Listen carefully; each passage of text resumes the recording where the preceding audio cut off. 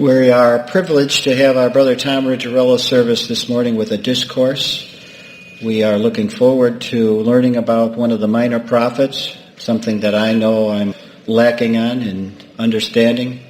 And an interesting title Brother Tom has about Hosea. His title is Hosea, a minor prophet with a major problem. A minor prophet with a major problem. Brother Tom. Thank you, Brother Joe. Good morning, brethren. I have to agree with Brother Joe about how little I understand about the minor prophets.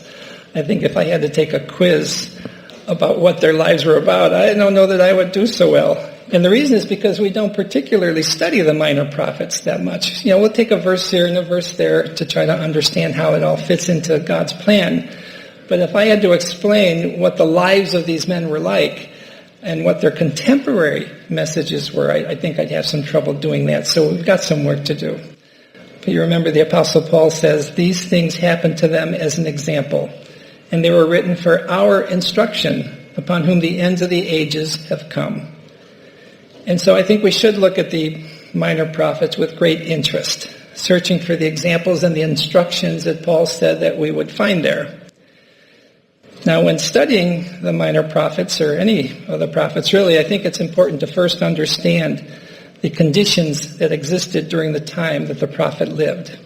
And once we understand the local application, then we can search for the larger applications that extend down to our day quite often, because so many of these prophets, in fact, probably all of them, spoke about the promises of God's kingdom. And that, of course, is very relevant today. That's where our interest lies. So the question is, how do the words of the prophets apply today? And what lessons can we glean from their warnings and admonitions? And so, like I said, for you and me, those are the questions we'd like to address. Now, in the history of Israel, you remember that after the days of Solomon, there was a great dispute that arose between Solomon's son, Rehoboam, and the people who helped build all the building projects of Solomon. They said the burden was too heavy. And so they came to Rehoboam and they said, please lighten our burden. And after consulting with his wise men, he decided not to lighten their burden. In fact, he said, I will make it heavier for you than it was under my father. And as a result of that decision, Israel was divided into two. You have the smaller tribe of Judah and Benjamin together in the south, and then you had the 10-tribe kingdom in the north. And because of that division, the Lord sent prophets to both nations. Today we're going to examine the life of Hosea, as you know, one of the minor prophets sent to the northern kingdom. So this is a message all about the northern kingdom. And as he addressed Israel in the north, Hosea did not paint a pretty picture. In fact, the story of Hosea is very unusual. In fact, we had a study on this last August. God instructed him to do a very unusual thing. So let's begin by reading some verses in chapter 1. When the Lord first spoke through Hosea, the Lord said to Hosea, go take to yourself a wife of harlotry, and have children of harlotry, for the land commits flagrant harlotry, forsaking the Lord. So he went and took Gomer, the daughter of Diblaim, and she conceived and bore him a son. And the Lord said to him, name him Jezreel, for yet a little while, and I will punish the house of Jehu for the bloodshed of Jezreel, and I will put an end to the kingdom of the house of Israel. On that day I will break the bow of Israel in the valley of Jezreel. Then she conceived again and gave birth to a daughter. And the Lord said to him, name her Lo-Ruhamah, for I will no longer have compassion on the house of Israel, that I would ever forgive them. When she had weaned Lo-Ruhamah, she conceived and gave birth to a son. And the Lord said, name him Lo-Ami, for you are not my people, and I am not your God. Well, it certainly seems unusual for God to command his prophet to marry a harlot, especially since that was against the law. In fact, a harlot had to be stoned, according to the Mosaic law. And so by directing Hosea to do this, someone might accuse God of a double standard, of endorsing something that he earlier had proclaimed was wrong. And because of that seeming moral contradiction, many commentators suggest, well, Hosea was just a vision. It really didn't happen. But I'll tell you, as you read the book, there really is no hint that there was a vision. And so another alternative explanation was given. This is what Jamieson, Fawcett, and Brown says. It says, Gomer fell into lewdness after her union with Hosea, not before. For thus only she was a fit symbol of Israel who lapsed into spiritual whoredom after the marriage contract with God on Sinai, made even before at the call of the patriarchs of Israel. Gomer is called a wife of whoredoms anticipatively. Well, that's an interesting interpretation. I still don't think that the wording in the book of Hosea even fits that. And we'll see that as we go further. So we're going to take the verses at face value and assume that Gomer was a harlot at the time that Hosea took her as a wife. So this was the big problem that Hosea faced. And here's our first lesson, brethren. You know, when God told this to Hosea, he may have seen the apparent contradiction to God's law. And yet he never questioned God about that. He simply obeyed. And what story does that bring to mind as you think about obedience even when you don't understand why it's happening? Well, in my mind, I thought of Joseph, with Joseph and Mary. You know, Joseph was told to take Mary as his wife by an angel, that the Lord's Spirit had come upon her and that this was from God. He didn't worry about his reputation. He didn't worry about what others would say. He knew that there would be whispers and innuendos, but obeying God was more important than all of that. And of course, the scripture that comes to mind is in 1 Samuel. Hath the Lord his great delight in burnt offerings and sacrifices, as in obeying the voice of the Lord? Behold, to obey is better than sacrifice, and to hearken than the fat of rams. That was the heart of Hosea, I believe. Never did he question God on the seeming contradiction of instructions. He simply obeyed. But of course, the natural question is, why did God command Hosea to do this? And how did the story end up for this very unusual family? Well, the Lord tells us why. We actually read it in part of verse 2, when he said, take to yourself a wife of harlotry, have children of harlotry, for the land commits flagrant harlotry, forsaking the Lord. Well, obviously the land cannot commit adultery or harlotry. So the Lord must have meant that the people of the land of Israel were unfaithful. And so by that, the Lord is saying that the marriage of Hosea and Gomer were intended to picture the relationship between God and northern Israel and how Israel had betrayed her commitment to God.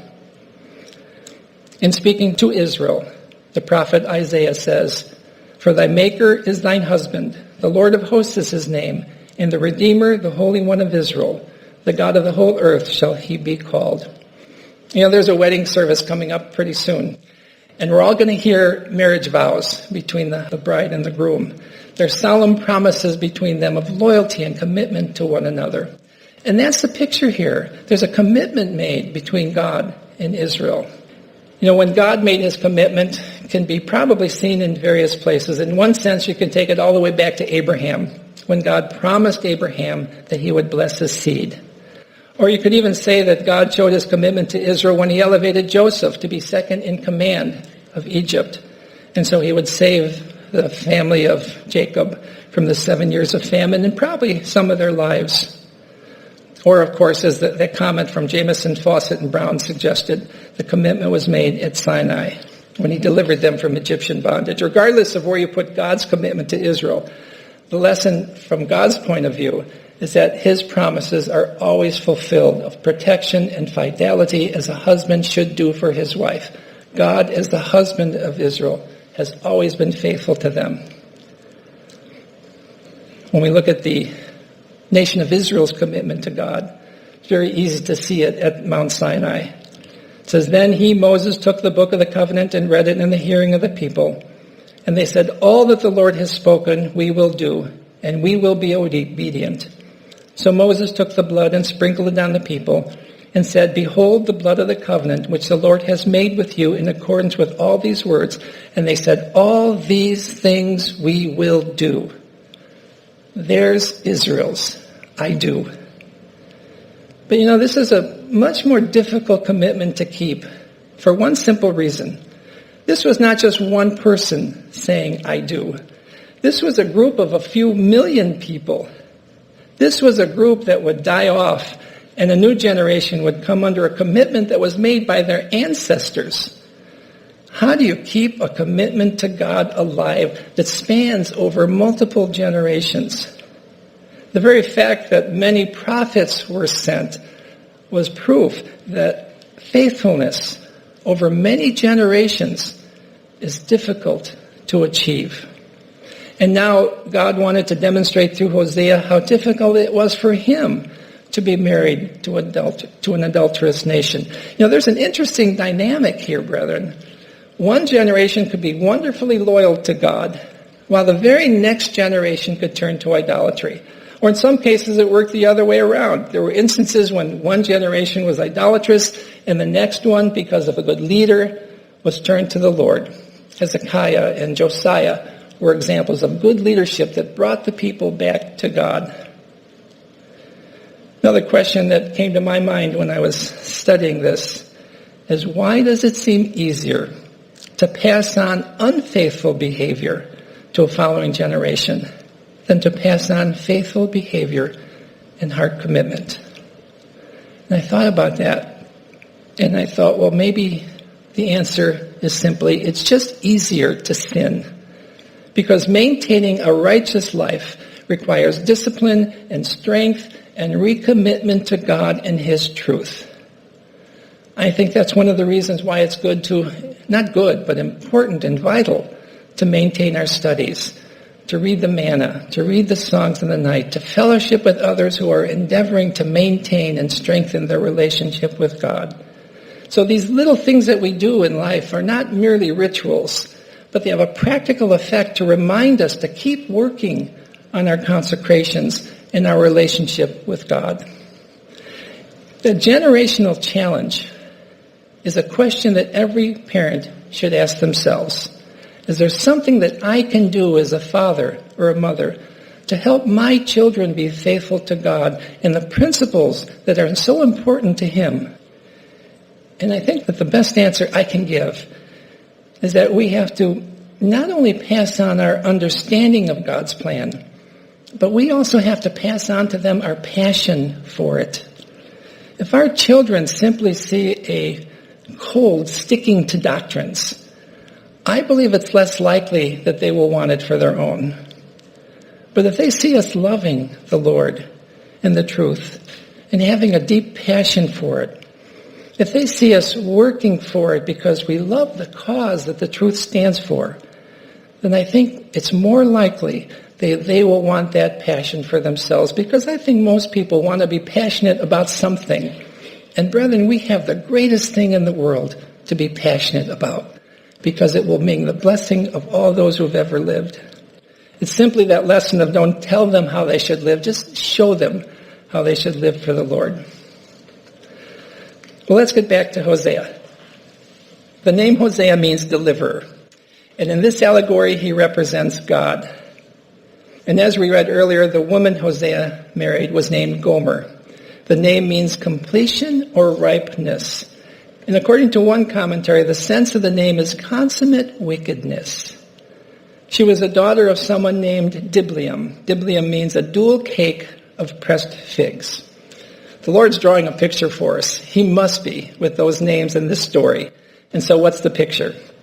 I think it's this. The 10 northern tribe kingdom of Israel was corrupt, idol-worshipping. That's pictured in Gomer. They had reached a point of consummate wickedness, even sacrificing their children to the fires of Moloch. Now, it's not clear if Diblaim was Gomer's mother or father, but that doesn't really matter. It's the name that's significant. As we know, a fig tree represents the nation of Israel.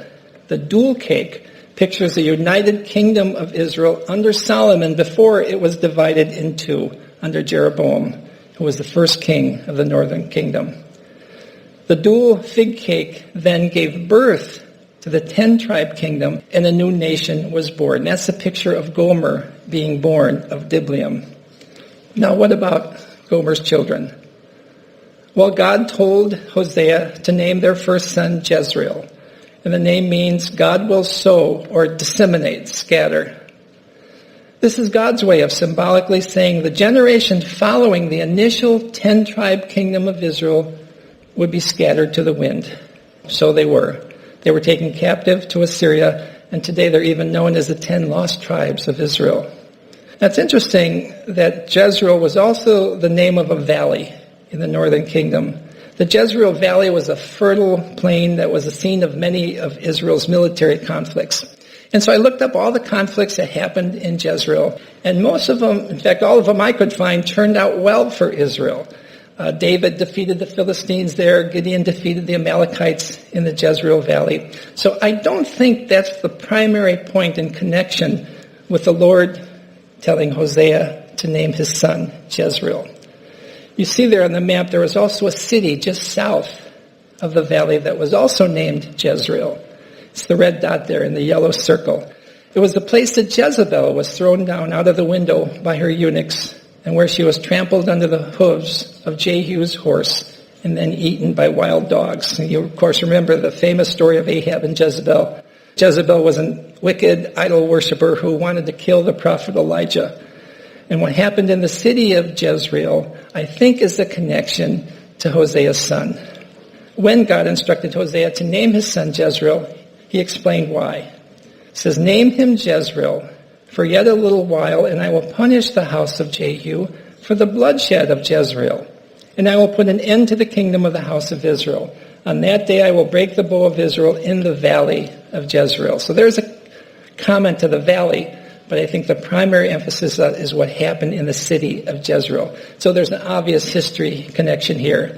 And the story that's being referred to is found in 2 Kings, the 9th and 10th chapter. And what's interesting about the story is that Jehu actually followed the instructions of the Lord. He did exactly what God wanted him to do, and yet God condemned him. Jehu was captain in the army of the northern kingdom. The prophet Elisha was instructed to anoint Jehu to be the next king of the northern tribes. He then sent one of his disciples to anoint Jehu, and as he's pouring anointing oil on Jehu's head, the disciple gives these words to Jehu. He says, "You shall strike the house of Ahab your master, that I may avenge the blood of my servants the prophets and the blood of all the servants of the Lord at the hand of Jezebel. For the whole house of Ahab shall perish. And I will cut off from Ahab every male person, both bond and free, in Israel. The dogs shall eat Jezebel in the territory of Jezreel, and none shall bury her." So that's his instructions. That's what he was commissioned to do by God. Then later in the chapter, he confronts Jezebel. It says there, when Jehu came to Jezreel, Jezebel heard of it, and she painted her eyes and adorned her head and looked out the window. Then he lifted up his face to the window and said, "Who is on my side? Who?" And 2 or 3 officials looked down at him. He said, "Throw her down." So they threw her down, and some of the blood was sprinkled on the wall and on the horses, and he trampled her underfoot. What a story. Well, Jehu went on to carry out the commission from God. But he did it with such ruthlessness that when he came to Samaria, the capital city of the northern kingdom, he sent word to the caretakers of Ahab's sons that they should send out the heads of the 70 sons of Ahab. And knowing that they couldn't resist Jehu, they agreed. They actually beheaded all 70 sons of Ahab who were supposedly in their care. Jehu then put the heads in baskets, and he had them dumped at the gates of Jezreel. He then killed all the remaining relatives of Ahab. He then gathered all the priests and all the worshipers of Baal and had them killed. And he did this in an act of deception. He told the people that he wanted to offer a sacrifice to Baal, and they should all gather at the temple. And when they all gathered at the temple, he had them inside, and he instructed 80 of his soldiers to surround the temple and not let anyone out. And if they did, their own life would be required. And then he says, "Now go in and kill them all." He was deceiving the people, and he killed them. So the question that comes up back in Hosea is, why would God want to avenge the blood which Jehu spilled when Jehu was following the direction of the Lord? Well, here's the answer. It's found in 2 Kings 10:30 and 31. The Lord said to Jehu, "Because you have done well in executing what is right in my eyes, and have done to the house of Ahab according to all that was in my heart, your sons of the 4th generation shall sit on the throne of Israel." But Jehu was not careful to walk in the law of the Lord, the God of Israel, with all his heart. He did not depart from the sins of Jeroboam, which he made Israel sin. And so Jehu obeyed God in destroying the house of Ahab. He got rid of Baal worship, but he didn't get rid of the sin of Jeroboam. So here's another question. What exactly was the sin of Jeroboam? We're kind of like trying to be detectives, tracing these things back. Now, in looking at Jeroboam's sin, we could simply say, well, he worshipped golden calves. But it's a little bit more complicated than that. In essence, he wanted to preserve his new kingdom that had just broken away from Judah and keep it separate. In order to do that, he set up a counterfeit worship intentionally with the idea of not reuniting with Judah. This is what he said to the people of the northern kingdom. So the king asked his advisors what to do. They gave him their advice, and King Jeroboam made 2 golden calves. He said to the people, "You don't have to go to Jerusalem to worship anymore, Israel. These are the gods that brought you out of Egypt." King Jeroboam put 1 golden calf in Bethel, which is in the south of the northern kingdom, and 1 in the city of Dan, which is far north. What a terrible sin this was, because the Israelites started going to the cities of Dan and Bethel to worship the calves. Jeroboam also built temples at the high places and chose priests from among the different tribes of Israel. He did not choose priests only from the tribe of Levi. Then King Jeroboam started a new festival that was like the festival in Judah, but it was on the 15th day of the 8th month. At this time, the king offered sacrifices on the altar at Bethel. He and the priest he chose offered the sacrifice to the calves that he had set up at the high places he had made. What really struck me is about this feast that he set up on the 15th day of the 8th month. And he specifically says it was like the feast that was in Judah. And the feast that he was imitating from Judah was the Feast of Tabernacles, which was on the 15th day of the 7th month, 1 month earlier. The Feast of Tabernacles, you remember, was a great celebratory feast of Israel. It was connected with the huge fall harvest. And also during the Feast of Tabernacles, the very name tells you what they did. They dwelt in little booths or tabernacles for a week to commemorate their deliverance from Egypt, where they were in tents while they were in the Sinai wilderness. Now here, this imitation feast was to supplant the reason why Jews would journey to Jerusalem. It was a deceptive way for Jeroboam to mislead the people and keep his kingdom intact. So not only did he encourage idolatry, the worshiping of these golden calves, but he did it for personal reasons and personal gain. Brethren, here's one example of how Satan draws people away from the true worship of God. Not by saying that God is bad, but by substituting and imitating the true and giving them something similar but different. He usually also accomplishes this by rewarding the leadership with power and wealth. We've seen that over and over again in the history of the church, haven't we? We see it today in the world, in politics. The leaders are wealthy. They do it for themselves. And so Jeroboam's service was tainted with selfishness. So the sin of Jeroboam was not only setting up false worship in order to maintain the division of Israel and his own power. That was his sin.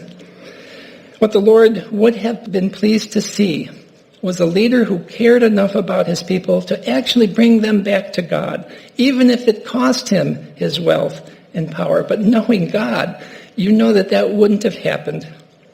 As we compare the sins of Jeroboam and Jehu, we see that they both acted through impure motives, both fostered idolatry in order to preserve their own positions. And the consequences for Israel were to be devastating. So back in Hosea, Hosea's son was to be named Jezreel after the city where Jehu killed Jezebel and had the heads of Ahab's 70 sons scattered at the gate. Here's one commentary about Jehu that I thought was fitting. It says, Jehu's carelessness was in what he was further to do. By this it appeared that his heart was not right with God, that he was partial in his reformation. He did not put away all the evil. He departed from the sins of Ahab, but not from the sins of Jeroboam. He discarded Baal, but adhered to the calves. The worship of Baal was indeed the greater evil and more heinous in the sight of God. But the worship of the calves was a great evil, and true conversion is not only from gross sins, but from all sin, not only from false gods, but from false worships. The worship of Baal weakened and diminished Israel, but the worship of the calves was a politic idolatry, was begun and kept up for reason of state, to prevent the return of the 10 tribes to the house of David, and therefore Jehu clave to that. True conversion is not only from wasteful sins, but from gainful sins. He put away evil, but he did not mind that which was good. He took no heed to walk in the law of the Lord God of Israel. He abolished the worship of Baal, but did not keep up the worship of God, nor walk in his law. He had shown great care and zeal for the rooting out of a false religion, but in the true religion he showed no care, took no heed, lived at large, was not at all solicitous to please God and to do his duty, took no heed to the scriptures, to the prophets, to his own conscience, but walked at all adventures. Where there is a good principle in the heart, it will make men cautious and circumspect, desirous to please God, and jealous of doing anything to offend him. He showed no zeal for what he did in religion. He did not do with his heart, with all his heart. It's a powerful lesson there, brethren. Jehu technically did what God instructed him to do, but he didn't do it for the right reasons, or understand that preserving his power and influence wasn't the point of what God told him to do. His mission was to help Israel back to the true worship of God. It was for God's glory and not to preserve his own position. And so for us, the lesson is clear, I think. It's not enough to fight against sin, but along with that struggle, we are to be active in worshiping God through service and study and being involved in activities for him as much as we can. That's the positive side of our consecrations. And what's interesting about this is that if Jehu had done it right, with good heart intent, he would have prospered, likely kept his kingship, but he had to do it God's way. There was another reason that Jehu displeased God. The methods he used to kill the family of Ahab were cruel. That's the point in Hosea when God said that he would avenge the house of Jehu for the blood of Jezreel. This is what Adam Clark says. He says, "For barbarity and hypocrisy, Jehu has few parallels. And the cowardliness and baseness of the nobles of Samaria have seldom been equaled. Ahab's bloody house must be cut off. But did God ever design that it should be done by these means? The men were no doubt reckless and wicked, and God permitted their iniquity to manifest itself in this way."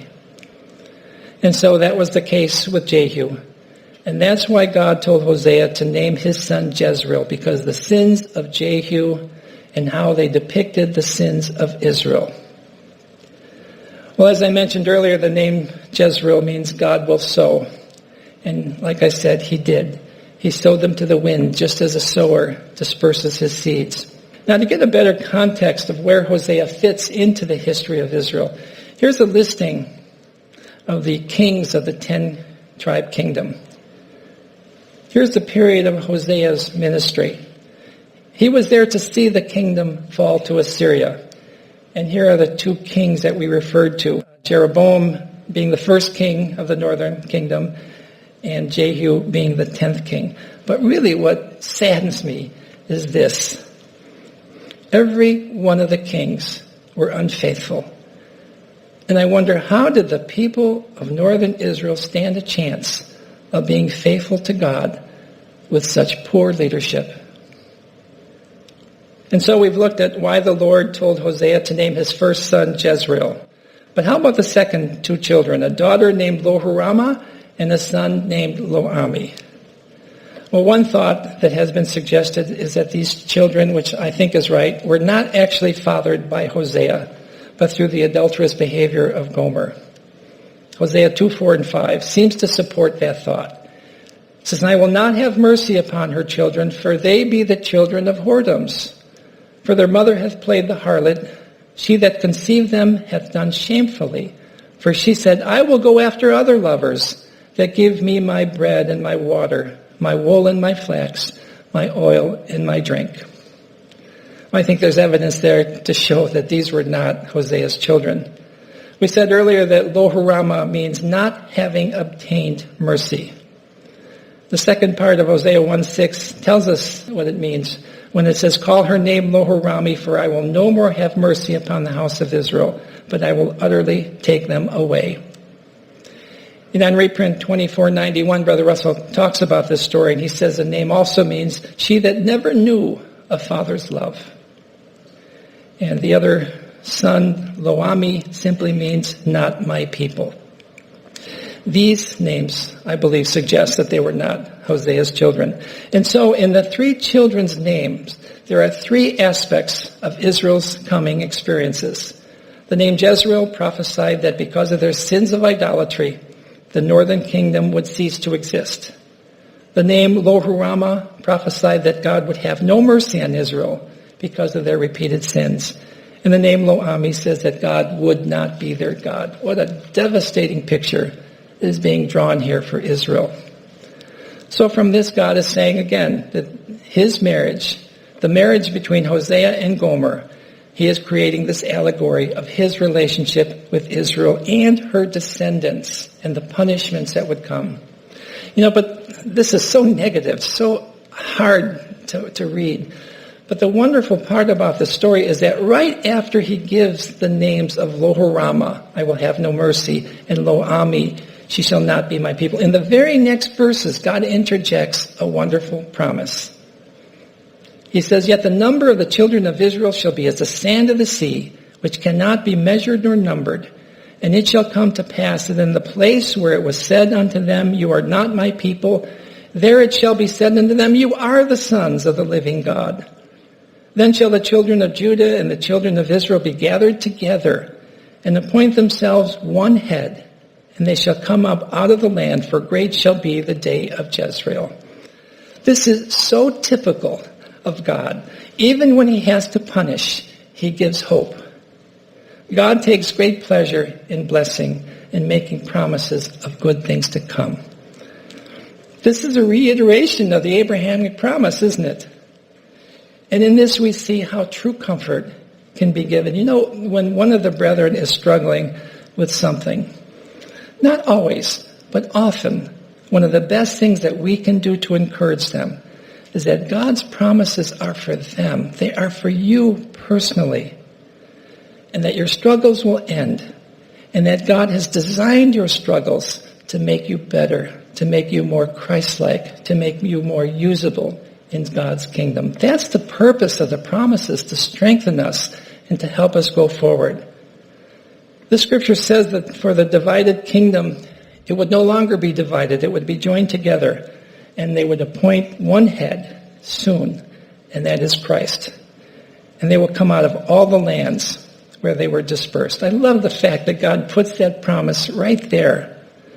At the end of verse 11, where it says, for great shall be the day of Jezreel. Adam Clark explains that nicely. It says, he alludes to the meaning of the word Jezreel, the seed of God. God, who has dispersed, sown them in different lands, will gather them together, and that day of God's power shall be great and glorious. It was a wonderful seed time in the divine justice. It shall then be a wonderful harvest in the divine mercy. He sowed them among the nations in his wrath. He will reap them and gather them in his bounty. What a contrast between the just demands of their punishment and the desire for him to be merciful to them. Here's a precious promise that we are seeing fulfilled before our very eyes. And I think about this. Look at the patience of God. It took almost 3,000 years for God's due time to come, for this promise to begin its fulfillment. And the marvelous lesson is that God doesn't forget any promise that he makes, but it has to be the right time. In the second chapter of Hosea, God continues speaking to Israel. He says, say ye unto your brethren, Ami, and to your sisters, Ruhama. Plead with your mother. Plead, for she is not my wife, neither am I her husband. Let her therefore put away her whoredoms out of her sight, and her adulteries from between her breasts. Now these names, Ruhamah and Ami, should look very familiar. They're actually the opposite of the names of Gomer's illegitimate children. They appear without the negative beginning, lo. So rather than meaning, I will not have mercy, he promises to have mercy. And rather than saying he is not their God, he says that he will be their God. The Lord goes on to describe the wandering ways of Gomer and her attitude change. It says, for then their mother hath played the harlot. She that conceived them hath done shamefully. For she said, I will go after my lovers, that give me my bread and my water, my wool and my flax, mine oil and my drink. Therefore, behold, I will hedge up thy way with thorns, and make a wall, that she shall not find her paths. And she shall follow after her lovers, but she shall not overtake them. And she shall seek them, but shall not find them. Then shall she say, I will go and return to my first husband, for then was it better for me than now. For she did not know that I gave her corn and wine and oil, and multiplied her silver and gold, which they prepared for Baal. This is awesome. What an attitude change we see in Gomer. She finally learned that her lovers couldn't give her the things that she wanted. Through experience, she came to realize that a life with Hosea was better than it was with her illegitimate lovers. And there's an interesting promise that God gives in verse 15. It says, I will give her her vineyards from thence, and the Valley of Achor for a door of hope. And she shall make answer there, as in the days of her youth, and as in the days when she came up out of the land of Egypt. So the question is, what is this Valley of Achor? Well, in Joshua, the 7th chapter, the Valley of Achor was so named because of a Jewish man by the name of Achan, who was stoned to death in that place. And so that valley was named after him. And of course, you probably remember the story in the Battle of Jericho. He had gone in and he had stolen some items, and he hid those items. And when the Israelites went to try to capture the next city, Ai, they couldn't. They actually lost 36 men in the attempt. And Joshua was confused. Why aren't we winning? And so he went to the Lord in prayer, and the Lord told him why he wasn't allowed them to win. And God instructed him to stone Achan, to burn his body and all his possessions for the lie, because the things that he stole for himself were supposed to be devoted to God. And so the Valley of Achor was named for this troubling experience that prevented God's blessings. But the promise in Hosea says that that place of trouble that prevented God's blessing would become a door of hope for the blessings of Israel. And of course, you know this passage. It's interesting that the Jews would name the first Jewish settlement after the diaspora from this very passage. It was a Petah Tikvah, a door of hope for the rebirth of Israel. Petah Tikvah was founded in 1878 by Orthodox Jews. They had trouble at the beginning, but it became a permanent settlement in 1883 with the financial aid of Baron von Rothschild. Now, at the end of 2014, the city's population was over 225,000 people. So this is no longer a little kibbutz. This is a thriving city, depicting the fulfillment of God's promise to bless Israel. Now, getting back to Gomer, although she repented of her sins, Gomer still had a problem. Gomer had become the slave of her last lover, and she had to be purchased back. And that's what Hosea did. And I wonder how many men would have done that, would have seen her sins, and she said she's getting what she deserves. But he did. He bought her back. I'm going to read the whole chapter, the 3rd chapter. It's only 5 verses. It says, Jehovah said unto him, Go again, love a woman, beloved of her friend, and an adulteress, even as Jehovah loveth the children of Israel, though they turn unto other gods and love cakes of raisins. So I bought her to me for 15 pieces of silver, and a homer of barley, and a half homer of barley. And I said unto her, Thou shalt abide with me many days. Thou shalt not play the harlot, and thou shalt not be any man's wife.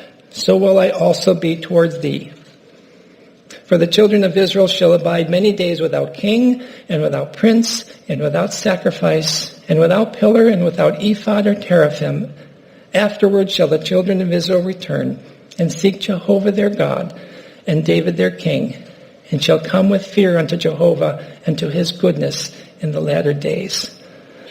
Brethren, this is one of those promises that extends to our day. We are in the latter days. This prophecy has been partially fulfilled, not only in Israel's captivity to Assyria, when they lost their kings and princes, but Israel was stripped of its ability to offer sacrifices to God when the temple was destroyed by the Romans and they lost their priesthood. Everything that allowed them to have a relationship with God was taken away. But we see that the punishment would have a time limit. It says afterwards they would return and seek God. But notice what it took in order for Gomer to return to Hosea. He had to purchase her for 15 pieces of silver and 1.5 homers of barley. Now, 15 pieces of silver is only half the price that the scriptures put on the value of a slave. And so obviously her lover who put on this price didn't think she was worth very much. And I tried to figure out what this homer of barley was, and I read that barley was not normally consumed by people, it was feed for animals. And so, again, this lover thought she was only worth animal feed and half the price of a slave. I think there's a wonderful timing picture here. Well, here's a picture of what the nations have thought of Israel as a parallel to what the lovers thought of Gomer. They've hated the Jews. In fact, they've condemned them as being even subhuman, worth less than a slave. There's a timing picture here, I think, brethren. The purchase of Israel at the first advent, when God, through Jesus' death, paid the ransom and redeemed them not only from the Adamic curse, but also from the curse of the law. And then Israel was desolate for a time, shown by Gomer abiding many days without any relationship with Hosea. That's Israel's double of this favor. That's the 1845 years. And during that time, Israel was without her priesthood, without the sacrifices, and she did not receive the oversight of God as her husband. And then after Gomer's time with Hosea, she was finally restored to be his wife. And that's where I think we are in the process of seeing that accomplished for Israel. And Israel's relationship with God will be completely restored once the princes, the ancient worthies, are returned and the new covenant is inaugurated. But we've seen that process beginning already.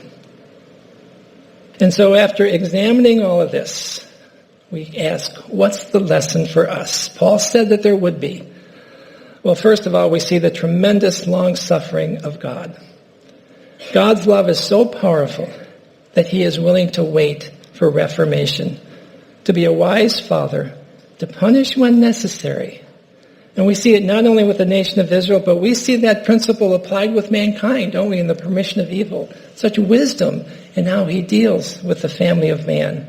And I think we've seen it in our own lives. The consequences we have in our experiences for maybe bad decisions are a father, a wise father, applying the principle of discipline to make us more faithful. I think it's hard to watch someone you love suffer the consequences of their bad decisions. But in God's case, wisdom always prevails, and love waits until it's the right time to bless. But the point is that God doesn't give up on his people, and he keeps his promises. And when we see this long-term patience of God, it's an indication to us that we need to be patient with him too, to know that he doesn't necessarily work in our time frame. I want his answer today, and I can't wait for it. The lesson here is be patient for the Lord's answer in our lives and when his kingdom will be set up. On reprint 2490, the title of that article is Divine Mercy in Hosea's Prophecy, and I think that title speaks for itself. At the end of the article, he quotes some of the final verses of Hosea, where the prophet is giving his final admonition. And speaking to Israel now, Hosea says, "Think about what you will say, and come back to the Lord. Say to him, take away our sin, and accept these words as our sacrifice. We offer you the praise from our lips. Assyria will not save us. We will not ride on war horses. We will never again say, our God is something we made with our hands. This is because you are the one who shows mercy to orphans." The Lord says, I will forgive them for leaving me. I will show them my love without limits because I have stopped being angry. I love that. Brethren, we learn a lot about the loving and merciful heart of God as we study the lesson in Hosea. And next, from looking at the failing of Jehu, we see that he obeyed God technically, but his heart wasn't really in it. His motives were not pure, and so heart motives are important to God.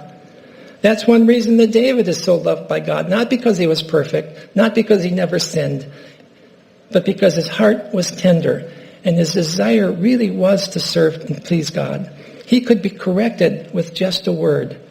And so the lesson is the Lord isn't looking for perfection in us, but he is looking for pure motives. And third, proper worship of God is essential for all his children.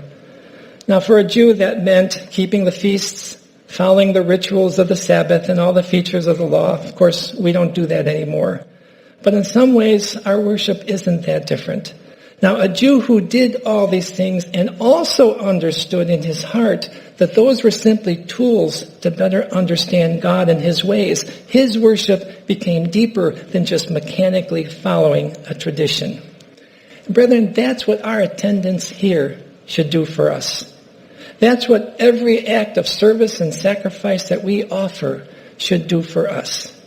They should help us better understand the Heavenly Father and why he does what he does. That thought process will lead us to a deeper appreciation of God and a desire to praise him for who he is. So, brethren, sometimes when our studies are slow or when our business meetings are long, just remember why we are here and be thankful for what we have and see how you can contribute to the upbuilding of the brethren. We are here to know him better and to serve his people. And finally, we see the importance of fidelity, not only in our marriages, but in all our relationships with others. Can you imagine how Hosea must have felt when Gomer went out looking for other lovers, thinking that they could provide her all the things that she desired? When we were at the beginning of chapter 3, we saw that God commanded Hosea to love her. And I wonder, how do you command someone to love someone else? And yet Hosea did, because he knew that love was a choice. Love was acted out through acts of mercy and kindness. Now, love is just a word, but love is manifested through acts of kindness and consideration and thoughtfulness of others. And so Hosea could love her by doing good for her, by paying the price, by taking her in, by disciplining her. And that's how we can express our love for our spouses and for our brethren, because a loving heart will always look for a way to bless others. So I got a big blessing out of the study of Hosea. These are precious lessons that we can learn from studying this one minor prophet who, with God's help, overcame a major problem and saved a woman whose life would have been ruined in slavery.